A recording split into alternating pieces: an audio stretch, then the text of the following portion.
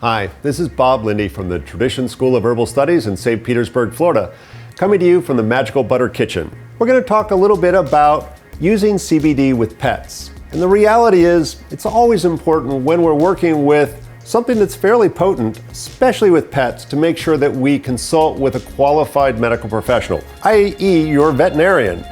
A few of them are out there now are really starting to do their research and understand how to use this product safely with primarily your dogs and cats, and in some cases we can use those with other animals as well, for any number of chronic inflammatory conditions that your pet may be dealing with. But as a general rule, we want to use the lowest amount of THC. When we're looking at the CBDs, usually less than 0.3%, but you can get some with 0, which is still going to be very effective for many of the issues you may be trying to work with. For my dog, I oftentimes use a CBD treat that he loves, and when we leave the house to go to work for the day, he's able to relax and not get stressed out. When we're starting to look at it, dosing is very important. As a general rule, depending on the strength of your CBD, we'll use approximately 1 gram of CBD for every 10 pounds of your pet. And reality is, I would start lower than that just to be on the safe side to see how your pet responds.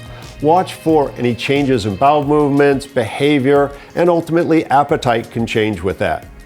So start small, work your way up. Make sure that you consult with your veterinarian to see if it's right for you and your pet.